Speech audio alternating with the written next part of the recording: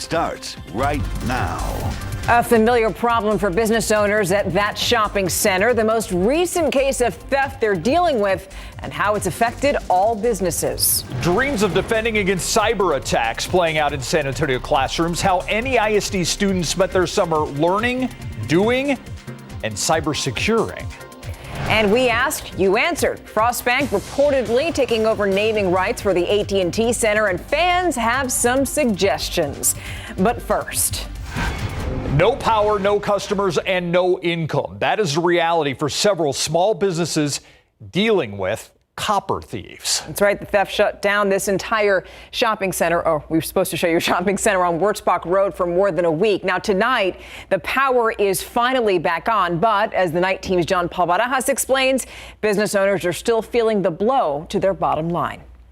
The lights are on, but the doors at Szechuan House are still closed. The restaurant and neighboring businesses were forced to temporarily shut down after copper thieves broke into their building's electrical box. You're robbing people of their livelihood, of their ability to generate, their ability to provide for their families. Owner Christina Zhao's frustrations are echoed by her fellow tenants at the shopping center behind Ingram Park Mall. It really takes stress on people that are like income-based. You're kind of like without a paycheck. And your rent's still due. For Bridget Rivera and her salon, power being restored means she can start to call clients back. But it's not that simple for a restaurant forced to throw out food. No, we're still not back up yet. So we've never been here before. Oh. We want to try this place. Zhao tells us they need to clean, reorder food, and prepare it. She hopes to reopen Thursday so her business can cut into this setback, which she's still trying to calculate. that's a quarter of our month, if you think about it that way. So, rent is still due, electricity still has to be paid, even though we didn't have it for a week. And this isn't the first time that shopping center has dealt with this type of incident or this type of crime. They told us about a year ago. They had the copper from their AC unit stolen. And they also add that during this most recent repair process, someone actually tried to go steal the copper after it was replaced, but they were unsuccessful. San Antonio police are aware of all these incidents and are investigating. At Public Safety Headquarters, John Paul Barajas, KSAT 12 News. And we definitely felt the heat today. 103, the high temperature officially at the airport, which ties the record for the day today. Last set back in 1948. The average high, 97. Del Rio, 106 was the high. That tied a record for Del Rio today. Next in line, we've got New Braunfels, Gonzales, Carrizo Springs, and Cotulla with highs around 104. More triple-digit days on the way. Some record-challenging heat as well. We're going to talk about that along with some triple-digit stats for San Antonio in just a bit. All right, thank you, Adam. So the home of the San Antonio Spurs is reportedly getting a new name. A source is telling KSAT that the Spurs have reached a deal with Frost Bank to take over their arena's naming rights. Yeah, it's not a new arena. It's just a new name. AT&T did not renew its naming rights to the AT&T Center in 2021. The Spurs have not made an official announcement or comment on the reported deal. Frost Bank says it does not comment on rumors or speculation, but its statement did note the bank's history in helping bring the Spurs to San Antonio. This would mark the third name for the nearly 21-year-old building on the city's east side. So we want to know, what should the Spurs call their arena under the potential naming rights deal with Frost Bank? Got a few ideas for a name. Okay, so how about Frost Bank Arena, Frost Bank Center, or Frost Forum? You can vote right now by scanning the QR code that you see on your screen. By the way, voting is also open at ksat.com/poll, and we're going to bring you these results later on in our newscast. Now to an ongoing issue. Over the past month, San Antonio police say they have responded to about half a dozen calls involving cash stolen from ATMs. The latest case happening this morning at a Bank of America ATM on West Commerce near General McMullen. All the break-ins had similarities. All involved Chase banks, except for this one at Bank of America. The tools, stolen trucks, chains, and hooks were also left behind. Now, despite those similarities in these recent crimes, San Antonio police are not yet calling this a crime spree. Testimony began today in the trial of a man accused of opening fire during last year's MLK Day celebration. The suspect here is O.L. Wallace. There he is. He was 18 when that shooting happened. In opening statements today, prosecutors said that Wallace was dropped off at the MLK Day celebration, and several witnesses saw him open fire into the crowd into the direction of an intended target. Now, that person wasn't hit. However, 5 other people were, and one of those people died.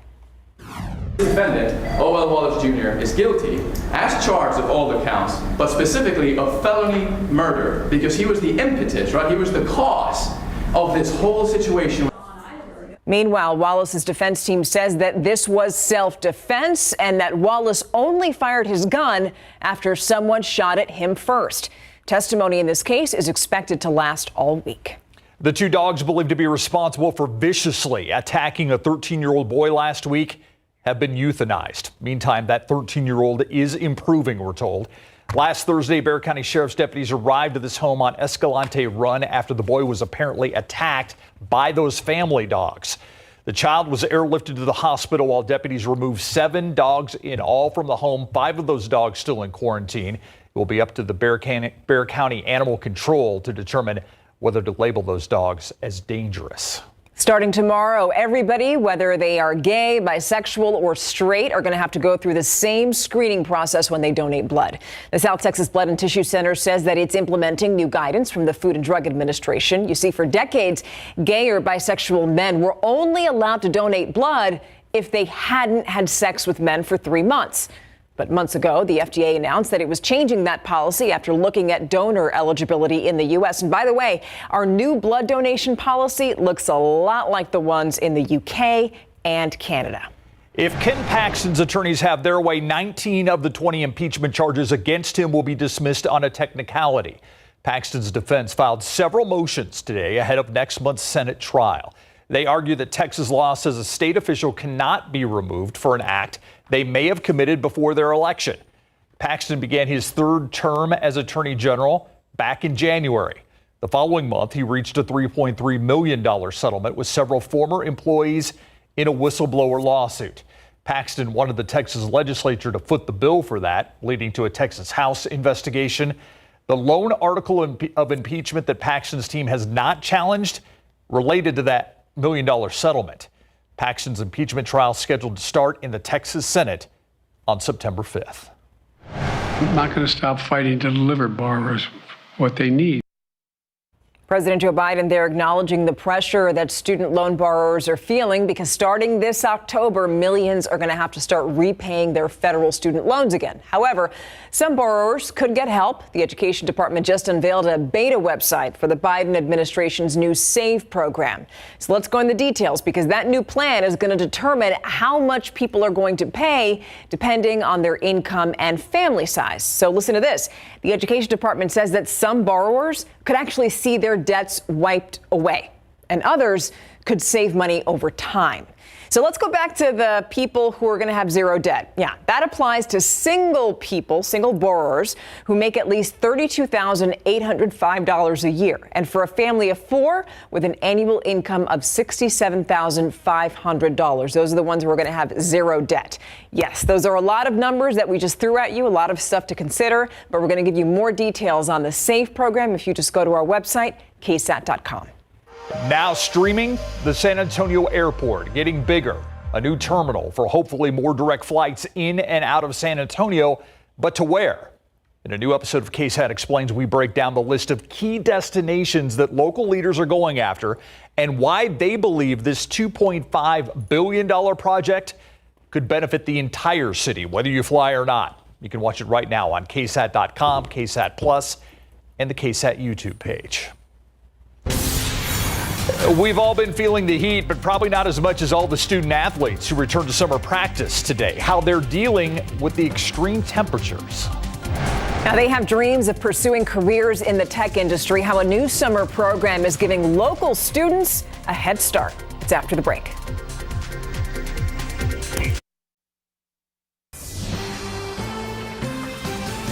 Cybersecurity and more, getting high school kids interested in jobs in software development, system analysts, and other IT-related jobs is one thing. Okay, but how about showing them what it's actually like? It's a different thing, right? The night team's Patty Santos tells us that that's what Northeast ISD students have been working on this summer.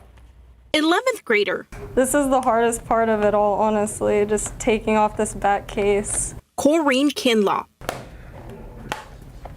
is exploring a future in cybersecurity. Northeast ISD is trying to prepare her for what a potential job might look like. I've learned how to reimage computers. I've learned how to port map. I've kind of learned some firewall configurations. She is one of 10 students from the Institute of Cybersecurity and Innovation Magnet program working with the district's Information Technology Department in its first summer internship program. Many problems I've encountered over the summer are broken screens. Kinlaw is already IT Plus certified and Network Plus certified through the district's program. Now she can add this as her first job on her resume. This is an opportunity to just take the education that they've had at the ICSI school and just really elevate it and prepare them for next year where they're going to do even bigger and better things in their program. Program coordinators say there's no better training than the real world. And they had opportunities to work with our technicians, our engineers, and our system administrators. Kinlaw says the internship has also given her a glimpse into teamwork outside of school. There's some unique personalities, and it's kind of fun to see how that meshes in the workforce and understanding how people interact and collaborate together. Patty Santos, KSAT 12 News. That's awesome that they're getting that hands-on experience. Let's talk about high school football. I can't believe we're going to talk about it again. Yeah, it's back. Hundreds of local players and coaches, they hit the field today for the official start of practice. Yeah, so some of you might be wondering, how on earth are they dealing with the extreme heat we've all been feeling? Well, the University Interscholastic League has implemented several guidelines for schools during hot weather conditions. Water must be on the field and readily available to athletes at all times. It's recommended that a minimum of 10 minutes be scheduled for a water break every half hour. Been preaching hydration all summer and off season, making our guys, carry around a gallon of water and just different things like that. Like, you've got to stay hydrated, you've got to eat right after workouts and all that stuff. So trainers and coaching staff are also keeping a close eye on the students for signs of heat illness like vomiting and fatigue.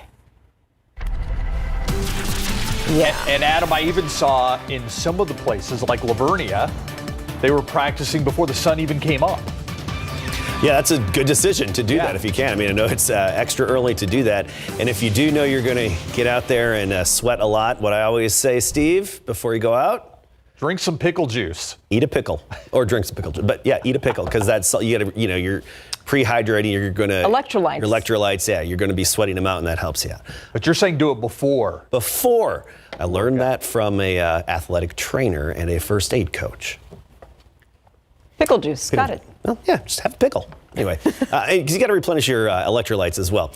Get ahead of the hydration. That's key additionally. All right, take a look at our high temperature trend. And we're going to stay in the 100s, anywhere from 102 to 104 the next 7 days. And that's going to be record challenging Tuesday, Wednesday, and Thursday, with the record being 103. We expect to at least tie it. So far this year, 35 100-degree days. Now, you look at the top 5 years for the number of 100-degree days, and it ranges from 36 in 2020 to 59 in 2009. Last year we were in second place at 58. But what I wanted to look at earlier today was, what about the last 100-degree day for all these given years? So I looked back at the data, and it's really a big spread. Anywhere from August 14th all the way to September 26th. So back in 2011, the last 100-degree day was on September 26th. Now, our average last 100-degree day is actually August 26th. So there's no way to predict, just by looking back at those top 5 100-degree day years, what a trend could be here. It's really up in the air. As for our weather pattern right now, you can really see the clockwise flow just by the way the showers and clouds are moving around the upper level high that's centered back over Texas. It's over Texas. It's going to wiggle around a little bit, not really make itself completely at home. It's going to move westward, but really just be the dominant influence on our weather. And unfortunately, keep us rain-free in our neck of the woods. Still a big, what I call donut hole around central and south Texas. Now, North Texas could get in on some action maybe 6-7 days from now, but around here, we're looking dry. So let's go to the tropics, see if there's anything out there, even just tropical moisture that could move our way. There's really no disturbance that's headed our way. And as for systems that are being watched by the Hurricane Center, 10% chance of development north of Bermuda, 50% chance of development even farther out in the Atlantic. And even if they do develop, no matter what, these systems are headed away from the U.S. and staying out over the open water. 78 degrees tomorrow morning, 7 a.m. By noon, we're 95. 103 the high. That would tie the record for the day tomorrow. A southeasterly wind at 5 to 15. Luckily, in the afternoon, those dew points fall off quite a bit, and that really keeps that heat index in check. Only going to feel like it's 1 or 2 degrees warmer than the actual high. Pleasanton, 104 tomorrow. Cotulla, 107. Even Kerrville making it to 102. Von Army, 104, along with Elmendorf and Converse, 103. We're feeling the heat, and notice those records Tuesday, Wednesday, Thursday at 103, and that's where we should be. So record tying is what we're expecting. Of course, we'll be keeping you updated on which records are tied or set or even just missed.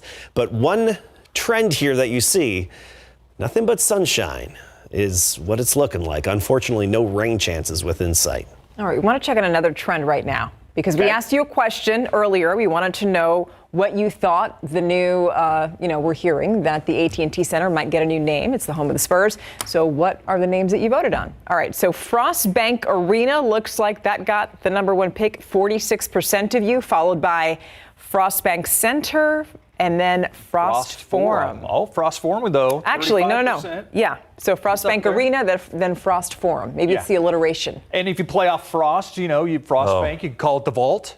The Vault. Or you could, if you play just off the Frost, call it the Ice House. The Ice House. And then there's going to be so much more fun with that. Wimby with the block. The bank is closed. Yep. Or the Jam, it's a deposit. Great combination. The Vault is open. They made a deposit. Yeah.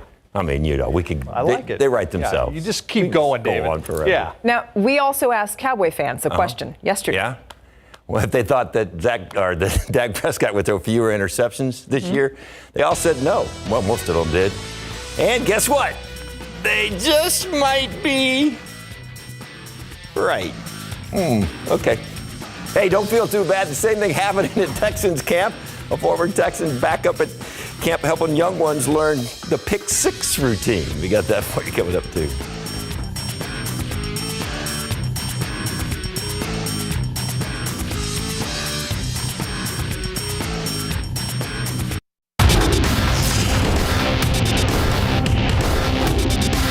Is this real football when real football starts?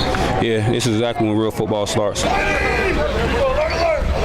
Well, you know what you need to work on after the day.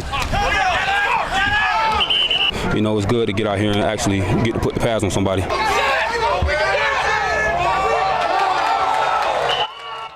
Oh, now we're cooking. Nothing better in late summer than the sound of pads popping. Today, the Cowboys put on the pads for the first time in camp, so let's go camping with KSAT.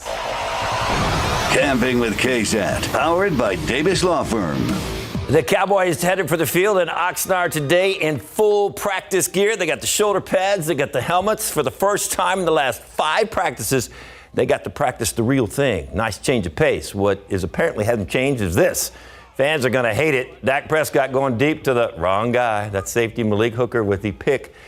That's at least 2 for Dak if you're keeping score so far in camp. Aside from that, pretty good day. Safety Jaron Kearse was asked after practice how he feels the wide receivers are doing since he's going up against them every day in camp. I wouldn't say, I think they're just more crisp in the things that they do in their understanding of this offense, understanding, where Dak is looking at and where Dak wants to go with the ball. So that's the main thing. And then also bringing in Cooks doesn't hurt at all. Is that speed something to get used to? Oh, yes, it's definitely. I don't think you can get used to that speed. He's rolling. He's rolling. He's always rolling. So the Cowboys have practice the next 3 days in Oxnard before a walkthrough on Friday. And a quick update on Cowboys holdout Zach Martin. He's still not in camp, and that's pretty much it.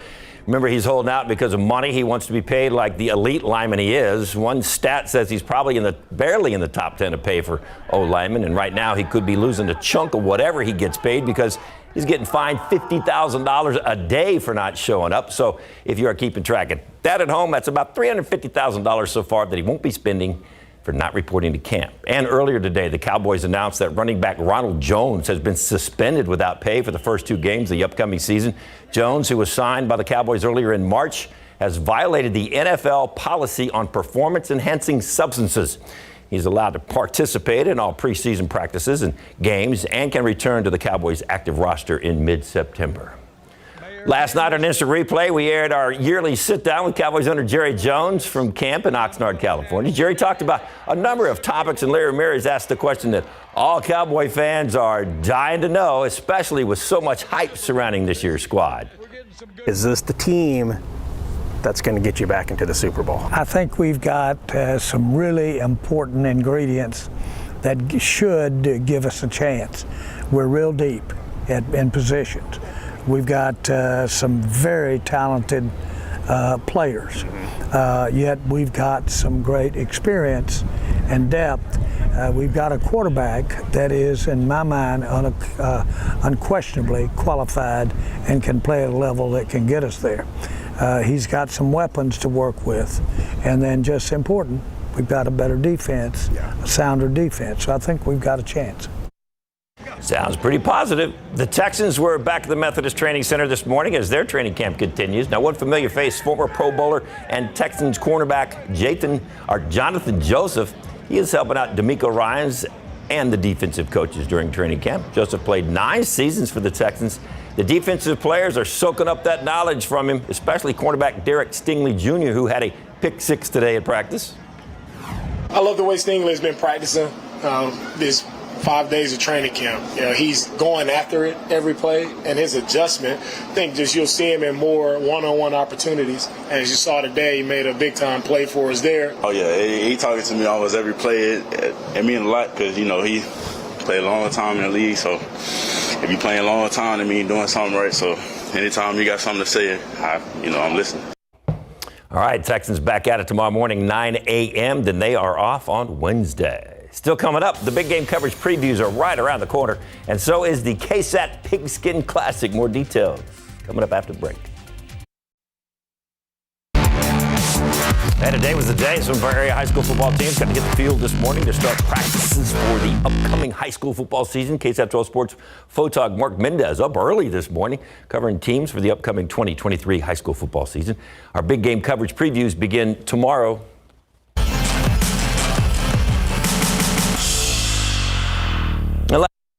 Great experience. We get to play in the dome. I thought it was an honor whenever we found out the game was going to be at the Alamo Dome. Antonian's a great team, so it'll be great to play a team of that caliber. Yeah, last night on Instant Replay, we began our previews for the KSAT Pigskin Classic. 4 games this year with Holy Cross and Antonian kicking things off in the Alamo Dome Friday night on August 25th. All 4 games will be live right here on KSAT 12. You can go to KSAT.com for more previews of the KSAT Pigskin Classic. We got, 2-3 weeks, and we are fired up. Can't get more excited than we are right now. Well, I guess as it gets closer, we'll get more excited, but we're pretty excited now. Friday and Saturday. Bigger than it was last year. Yeah, we'll be right back.